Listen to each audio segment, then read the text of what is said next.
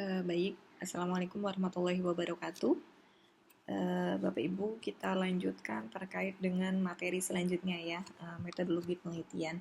Jadi hari ini saya akan membahas tentang penulisan bab 3, gitu ya, yaitu kerangka konsep, definisi operasional, dan hipotesis penelitian. Jadi ini kita kemarin sudah bahas bab 1, kemudian kita sudah bahas juga terkait dengan tinjauan pustaka. Nah, hari ini saya akan jelaskan lagi sistematika atau tahapannya ya terkait dengan penulisan di bab 3. Kemudian ini adalah outline ya Bapak Ibu yang harus kita akan bahas, yaitu pertama adalah kerangka konsep, kemudian definisi operasional dan hipotesis penelitian. Nah, ini ada sedikit ya, ingat skripsi itu dikerjakan Bapak Ibu, bukan dibikin status ya, tapi harus dikerjakan gitu ya. Kayak dengan timeline yang Bapak Ibu sudah buat gitu, harusnya adalah hari ini saya mengerjakan bab 1 gitu ya, kemudian Bapak Ibu mengerjakan bab 2 dan seterusnya gitu ya. Jadi kita harus ada punya timeline waktunya. Oke. Yang pertama kita akan bahas terkait dengan kerangka konsep. Kerangka konsep ya. Kerangka konsep itu adalah, atau kita gampangnya adalah, kalau namanya kerangka berarti ada kata kerangka ya. Artinya bukan sebuah narasi, tapi bentuknya kerangka. Jadi kerangka konsep ini merupakan menampilkan beberapa konsep gitu ya, atau memberikan gambaran konsep yang akan kita teliti gitu ya. Jadi kalau peneliti melihat bahwa gambaran penelitian saya, variabel-variabelnya apa aja, itu dibuatkan ke dalam sebuah konsep. Jadi konsep dan skema hubungannya. Jadi kelihatan bagaimana setelah saya buat secara konsepnya, kemudian dihubungkan variabel tersebut atau variabel yang akan kita pilih. Jadi kerangka konsep ini terdiri dari beberapa variabel yang akan diteliti, yaitu ada variabel independen gitu ya, variabel dependent, dan variabel confounding atau kita bilang variabel perancu. Jadi variabel independen itu adalah variabel bebas. Artinya kalau namanya variabel bebas itu adalah bebas mempengaruhi variabel lain ya. Atau variabel independen ini adalah variabel yang mempengaruhi variabel terikat atau variabel dependent. Jadi kebalikannya, kalau variabel dependent itu adalah variabel yang dipengaruhi atau yang dipengaruhi oleh variabel independen. Nah, kemudian ada yang ketiga adalah variabel perancu ya. Perancu ini adalah atau confounding, variabel pengganggu gitu ya, yang berpengaruh terhadap variabel sebab akibat. Atau gampangnya adalah variabel confounding itu adalah variabel yang bisa mempengaruhi hasil, tapi tidak bisa dihilangkan. Gimana caranya? Kalau tidak bisa dihilangkan berarti Bapak Ibu harus bisa menjelaskan di dalam pembahasan. Jadi variabel ini harus bisa dijelaskan, tapi tidak bisa dihilangkan, ya. Jadi ada contoh nanti ya, contoh yang bisa dipahami gitu ya. Oke, ini ya tadi contoh penulisan kerangka konsep. Nah, konsep ini tadi merupakan uraian antara konsep-konsep yang ingin diidentifikasi atau dianalisis melalui penelitian yang dilakukan. Jadi ada beberapa konsep-konsep, kemudian digabungkan, kemudian dianalisis, kemudian bagaimana kaitannya gitu ya. Kerangka konsep terdiri dari hubungan atau variabel dependent dan variabel independent ya, atau variabel terikat. Kemudian ini tadi penjelasan variabel independent. Variabel independen merupakan variabel yang dapat mempengaruhi variabel terikat atau dependen. Kemudian variabel bebas, contohnya misalkan di sini adalah hubungan atau ada judul hubungan gaya kepemimpinan transformasional terhadap efikasi diri perawat dalam melakukan dokumentasi. Berarti di sini variabel yang mempengaruhi itu adalah gaya kepemimpinan gitu ya, variabel independennya. Kemudian variabel yang dipengaruhi adalah di sini efikasi diri perawat gitu ya, kaitannya dengan dalam melakukan dokumentasi ya, seperti itu. Jadi bagaimana variabel melihat dikonsepkan gitu ya ke dalam konsep seperti ini gitu ya. Contohnya seperti bagian konsep. Jadi kalau misalkan ini kita buat, ini ada judul hubungan keluarga dengan kecemasan lansia. Ini penelitiannya contohnya adalah penelitian korelasi atau menghubungkan gitu ya. Jadi dukungan keluarga kaitannya atau kita hubungkan dengan kecemasan lansia. Ini kita bentuknya adalah kerangka. Kemudian contoh lagi terapi musik gamelan dengan kecemasan lansia. Jadi ini contoh penelitiannya yang sifatnya eksperimental. Jadi Bapak Ibu bisa dibuatkan kerangkanya, berarti terdiri dari variabel independen gitu ya. Variabel independen dihubungkan dengan variabel dependen. Ini juga sama, di variabel independen dihubungkan dengan variabel dependen gitu ya. Ada yang saya contohkan lagi yang lebih lengkap gitu ya. Nah, ini contoh atau bagian kerangka konsep. Jadi yang pertama ini kerangka konsep yang dia menampilkan adanya variabel confounding. Jadi ini misalkan judulnya hubungan pengetahuan dan sikap, kemudian berhubungan dengan kepatuhan minum oat pada pasien TB paru.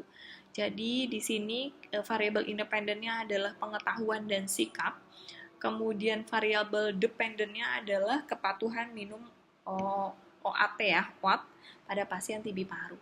Nah, kemudian digambarkan ke dalam sebuah bagan. Nah, setelah itu baru Bapak Ibu juga di sini ya contoh bagan kerangka konsep yang menampilkan adanya variabel confounding. Berarti variabel confounding di sini ada usia, jenis kelamin, pendidikan dan pekerjaan. Nah, variabel confounding ini tidak bisa kita hilangkan. Namun kita harus bisa jelaskan gitu ya. Usia juga bisa berpengaruh terhadap kaitannya dengan kepatuhan minum obat. Jenis kelamin, pendidikan maupun pekerjaan gitu ya. Ini berpengaruh terhadap hasil nanti kalau tidak kita jelaskan. Kemudian yang kedua ada bentuknya kerangka konsep dengan independennya lebih dari 2. Misalkan saya mau menghubungkan antara stres kerja, kepuasan kerja dengan komitmen organisasi berhubungan dengan kinerja karyawan, gitu ya.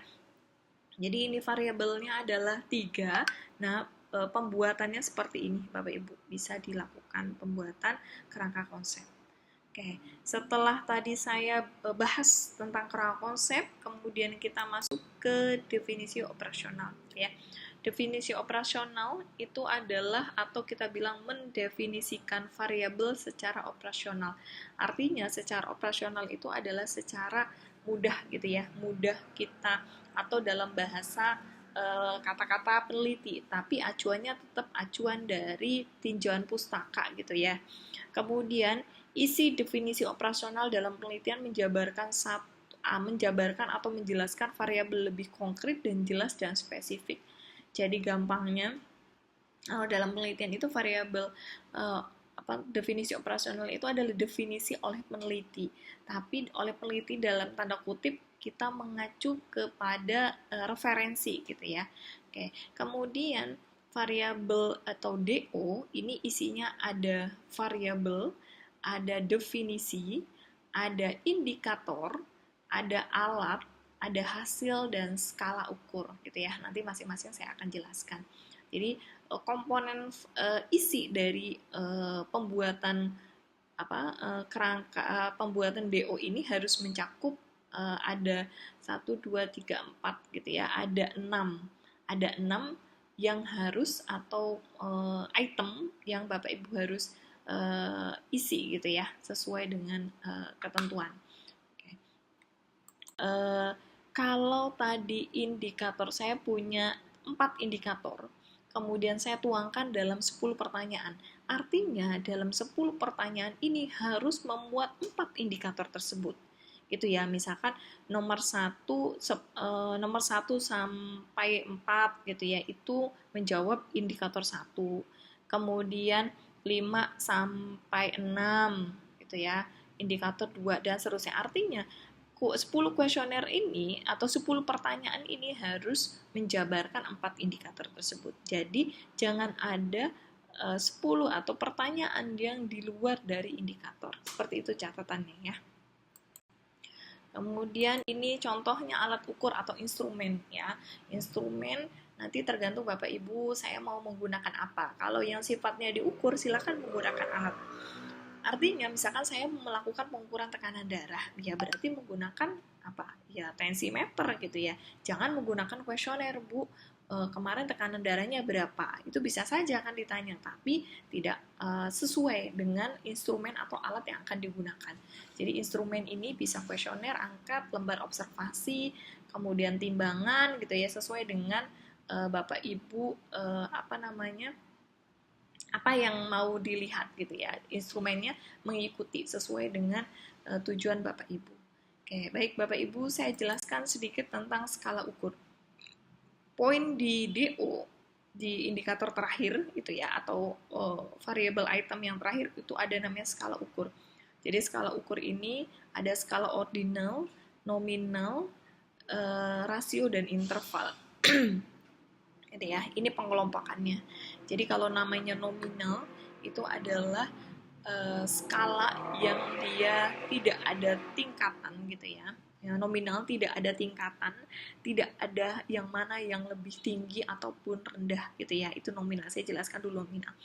Jadi kalau nominal itu ya sederajat gitu ya, tidak ada mana tinggi mana rendah gitu ya, mana yang unggul mana yang dominan, itu tidak ada.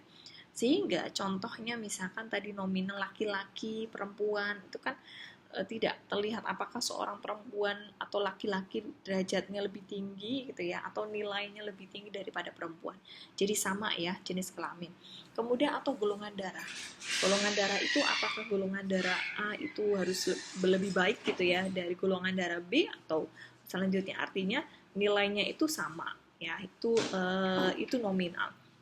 Kemudian yang ordinal, ordinal ini terdapat data bertingkat atau ada tingkatan data gitu ya. Jadi kalau misalkan sudah jelas tingkatannya, kemudian sudah bisa terlihat pengelompokan dan tingkatannya, silahkan Bapak Ibu bisa kategorikan atau skala ukurnya menggunakan ordinal. Ini contoh dari ordinal itu tingkat pendidikan. Contohnya misalkan pendidikan rendah, menengah, dan tinggi, atau kita mau kelompokkan sudah jelas pendidikan itu berarti SD, SMP, SMA, dan PT. Berarti kalau misalkan tadi SD, berarti kan sudah jelas tuh tingkatannya lebih rendah dari SMP. SMP tingkatan lebih rendah dari SMA dan seterusnya gitu ya. Jadi tingkatannya sudah terlihat. Itu dinamakan ordinal. Kemudian yang ketiga ada rasio dan interval. Nah, ini rasio dan interval ini, rasio ini memiliki nol mutlak. Kalau interval tidak memiliki nol mutlak, atau gampangnya kalau rasio itu nol mutlak itu artinya tidak ada nilai sama sekali gitu ya, tidak ada nilai sama sekali, dia sudah dibedakan. Kemudian kalau kita mengacu ke memiliki nol mutlak itu artinya tidak ada nilai sama sekali. Contohnya rasio adalah berat badan. Berarti Bapak Ibu kalau berat badan 0, berarti berat badan itu tidak ada gitu ya, tidak ada beratnya, berarti 0 gitu ya, tidak ada beratnya. Berarti dia kalau gampangnya adalah rasio itu mengakui adanya nol mutlak atau memiliki nol mutlak. Dia benar-benar mengakui bahwa itu tuh tidak ada nilainya gitu loh, tidak ada nilainya sama sekali gitu ya.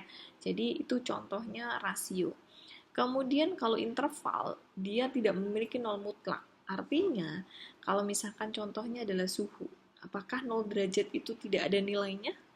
Ya, berarti dia tidak mengakui adanya nol mutlak. Berarti dia tidak, artinya 0 derajat itu masih ada nilainya gitu ya. 0 derajat itu masih memiliki nilai. Sehingga dia tidak memiliki nol mutlak. Jadi pasti ada nilainya. Ingat, nol mutlak itu adalah tidak ada nilai sama sekali ya Bapak Ibu ya. Itu kaitannya dengan skala ukur. Kemudian kita sekarang bagaimana latihan nih, latihan skala ukur. Oke, ini contoh agama, berarti hasil ukurnya ada, ya ini hasil ukurnya ya, berarti kategorinya ada Islam, Kristen, Hindu, Buddha. Berarti skala ukurnya adalah nominal ya. Sekarang yang tingkat pendidikan. Ya, coba tingkat pendidikan ada SD, SMA, SMA, dan PT. Ini berarti skala ukurnya apa? Skala ukurnya berarti ordinal gitu ya. Kemudian golongan darah ada A, O, AB, berarti skala ukurnya adalah nominal. Kemudian warna merah, kuning, hijau, ya, nominal. IPK, ya satuannya angka, berarti ada tingkatan ya, gitu ya. Misalkan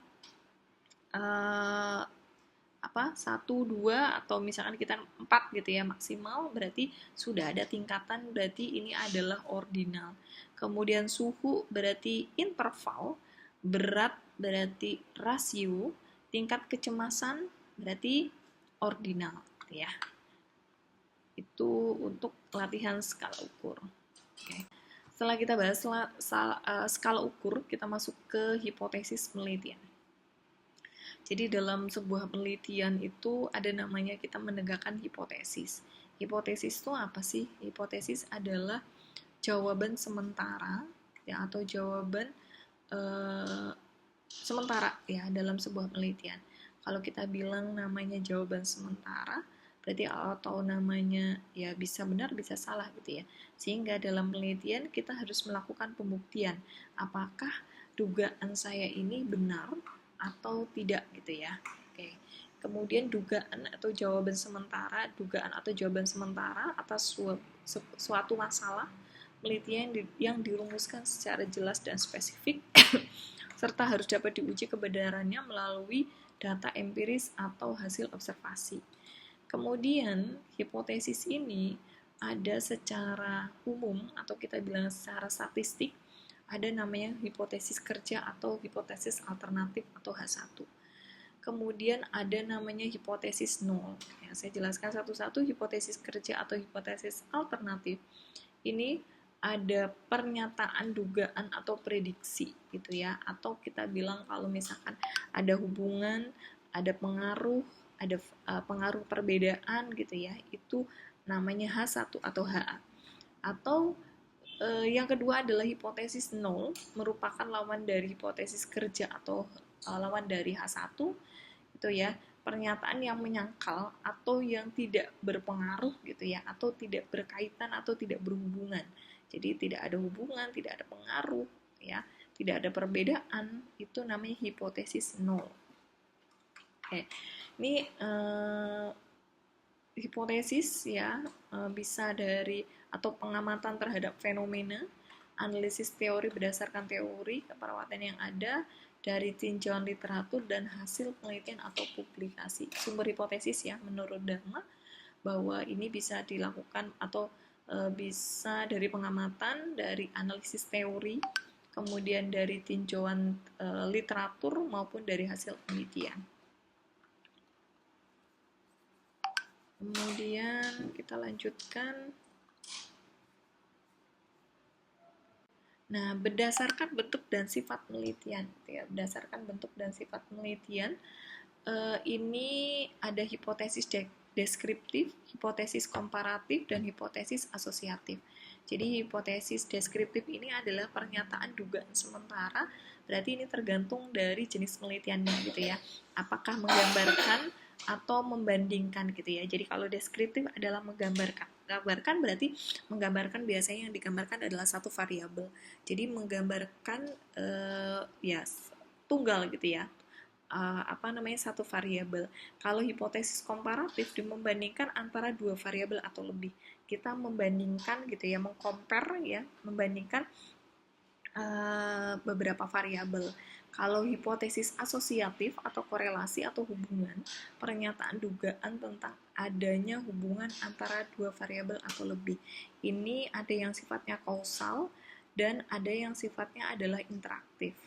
Kalau hubungan secara kausal berarti hubungan sebab akibat atau antar variabel. Kalau hubungannya atau interaktif gitu ya, hubungan timbal balik atau saling mempengaruhi variabel lain. Ya. Kemudian selanjutnya adalah ini contoh penulisan hipotesis. Oke. Contoh penulisan hipotesis adalah contohnya pengaruh terapi musik terhadap tingkat kecemasan lansia gitu ya.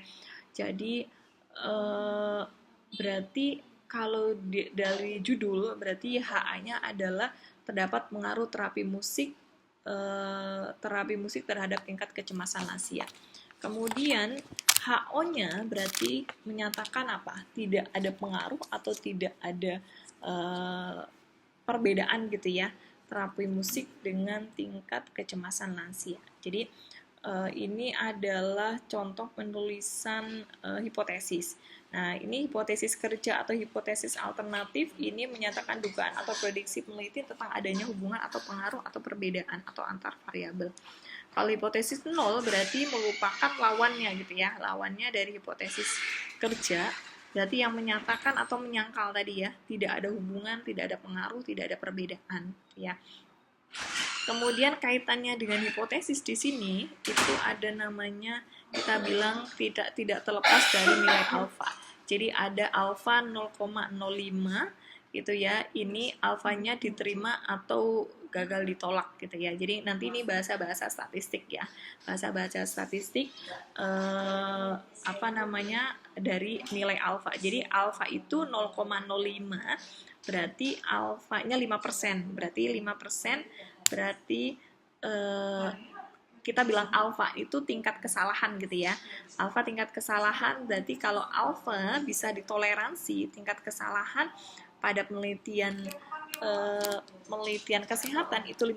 Artinya kita bukan boleh salah gitu ya. Tidak salah gitu ya, tapi salah tanpa tidak tidak disengaja itu sebesar 5%. Nah, alfa ini akan kita bawa sampai ke dalam pengujian secara statistik gitu ya, 0,05 itu secara statistiknya. Ini contoh misalkan ingat HA terdapat atau H0 gitu ya, kita menggunakan nilai alfa. Contoh hasil pengolahan data SPSS menggunakan uji bivariat gitu ya. Misalkan tadi kita bilang ada pengujian secara statistik gitu ya, pengujian secara statistik nanti akan berlanjut di mata kuliah biostatistik ya. Nah, ini contoh misalkan alfanya 5%, berarti 0,05.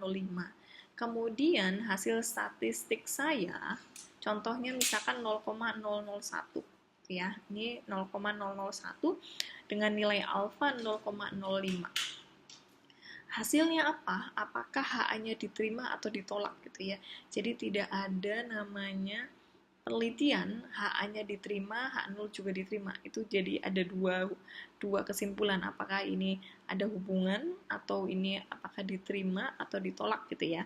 Nah, pasti salah satunya, kalau HA-nya diterima berarti H0-nya ditolak gitu ya. Jadi kalau 0,001 dengan nilai alfa 0,05 berarti kalau nilai P value, kita sebut ini adalah nilai P value ya, nilai P value. Nilai P value itu ada ketika nilai P kurang dari A atau P kurang dari alfa, maka HA diterima, H0 ditolak. Berarti kalau saya judulnya contoh tadi hubungan dukungan keluarga dengan kecemasan pada lansia, berarti HA diterima ada pengaruh atau ada hubungan antara dukungan dengan kecemasan gitu ya. Karena nilai P-nya lebih kecil dari 0,05. Oke, sekarang kita lihat yang nomor 2, 0,052 dengan 0,05. Berarti nilai P value lebih besar dari alfa. Artinya berarti P lebih besar dari alfa, berarti H0 diterima, HA ditolak. Berarti tidak ada pengaruh atau tidak ada perbedaan gitu ya, atau tidak ada hubungan. Kemudian yang ketiga, 0,078 dengan 0,05. Berarti 0,078 P value lebih besar dari alfa, berarti H0 diterima, HA ditolak. Berarti tidak ada hubungan atau tidak ada pengaruh. Kemudian yang nomor terakhir, 0,034 itu dengan 0,05. Berarti 0,034 P value lebih kecil daripada alfa. Artinya kalau P lebih kecil dari alfa, berarti HA-nya diterima, H0-nya ditolak gitu ya. Jadi ini kaitannya dengan hipotesis, kemudian ini akan berlanjut pada nanti uji statistiknya yang akan digunakan gitu ya. Dengan perhitungan hasil dari analisis p-value itu berdasarkan hasil dari uji statistik ya, gitu Bapak Ibu ya, yang harus dipahami. Nanti akan berlanjut di biostatistik. Baik, itu yang bisa saya sampaikan terkait dengan penulisan di bab 3 gitu ya, tentang kerangka konsep, kemudian terkait dengan DO, dan terakhir adalah hipotesis gitu ya. Jadi mudah-mudahan apa yang sudah disampaikan nanti Bapak Ibu bisa dipahami dan bisa dituangkan ke dalam proposal penelitian. Baik Bapak Ibu, itu aja yang bisa saya sampaikan. Semoga bermanfaat. Saya akhiri. Wassalamualaikum warahmatullahi wabarakatuh.